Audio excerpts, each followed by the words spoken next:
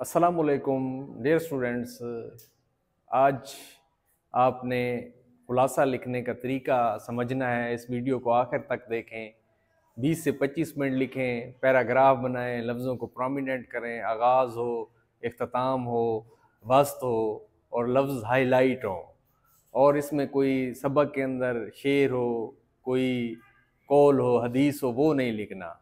पाकिस्तान बन गया, मुस्लिम लीगी रहनुमा पाकिस्तान जा चुके थे, पंजाब में खून की होली खेली जा रही थी। बड़े चचा कांग्रेसी कारकुन थे, उनसे ये फसाद देखा नहीं जा रहा था।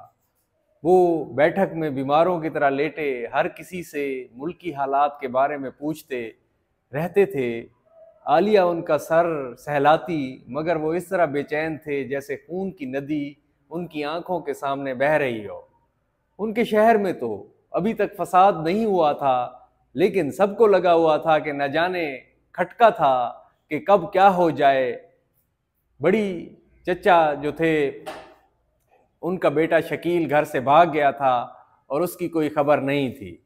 लिहाजा बम्बई में फसाद की खबर सुनकर चची बिलकने लगी, रोने लगी और जमील से कहने लगी, तुम्हारा पाकिस्तान बन गया और तुम्हारे अब्बा का मुल्क आज़ाद हो गया, मेरे शकील को कौन लाएगा। इस पर जमील अपनी अम्मा को तसल्ली देता है और कहता है कि ये फसाद 2-3 दिन तक थम जाएगा। इतनी देर में आलिया के मामू का ख़त आता है।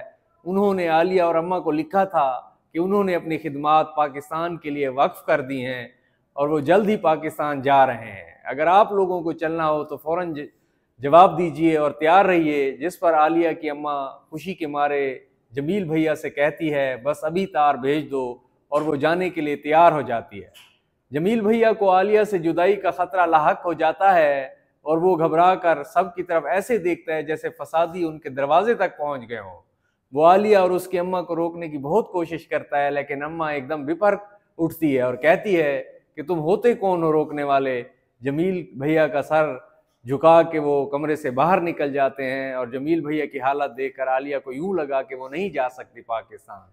उसका जी चाहा कि वो चीख चीख कर ऐलान करे कि वो नहीं जाएगी, वो नहीं जा सकती, उसे कोई नहीं ले जा सकता। फिर उसने सोचा कि अगर वो इधर रह गई तो दलदल में फंस जाएगी।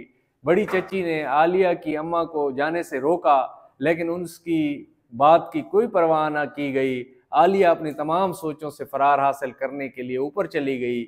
जब वो नीचे आई तो थोड़ी देर बाद जमील भैया भी लौट कर आते हैं और आलिया की अम्मा यानी अपनी चच्ची से कहते हैं कि मैं तार कर आया हूँ। अम्मा पाकिस्तान जाने की बात कर रही होती है कि बड़े चचा आ जाते हैं और पूछते हैं कि कौन जा रहा है पाकिस्तान। कोई नहीं जा सकता, मेरी इजाज़त के बगैर कोई यहाँ से कदम नहीं निकाल सकता। जिस पर अम्मा तड़ाक से जवाब देती हैं और कहती हैं कि बड़े आए हकदार, न खिलाने के न पिलाने के, मेरे शोहर को छीन लिया, उसे मार डाला, मेरी बच्ची यतीम हो गई। जिस पर बड़े चचा अफसरदा होकर खामोशी से बैठक की तरफ चले जाते हैं। आलिया से बड़े चचा की मोहब्बत में माँ से उलझ पड़ती है और अम्मा की बातों की परवाह किए बगैर बैठक में चली जाती है और अपनी अम्मा के फैसले पर बड़े चचा के सामने रोने लगती है। वो आलिया को हालात बेहतर होने का यकीन दिलाते हैं और उसे प्यार से थपकाते हैं। इसरार मियाँ के बैठक में आने से आलिया उठकर सेहन में चली जाती है।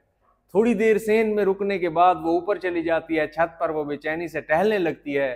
थोड़ी देर बाद जमील भैया भी छत पर आ जाते हैं और उससे पूछते हैं, क्या सचमुच तुमने जाने का फैसला कर लिया। जिस पर वो जवाब देती है कि हाँ जमील भैया। नीम दीवानगी की हालत में आलिया उसे कहती है कि तुम यहाँ से जाकर गलती करोगी। जमील भैया कहते हैं, तुम मेरी मकरूज हो, याद रखना तुमको ये फ़र्ज़ चुकाना होगा, तुम खुश नहीं रहोगी। वो उनकी बात का कोई जवाब नहीं देती। जमील भैया खड़े रहते हैं और फिर चले जाते हैं। उनके जाने से आलिया को यूं लगा जैसे वो सब कुछ खो चुकी है। बड़ी देर टहलने के बाद वो छिमी को खत लिखने बैठ जाती है और अपने पाकिस्तान जाने की इतला देती है।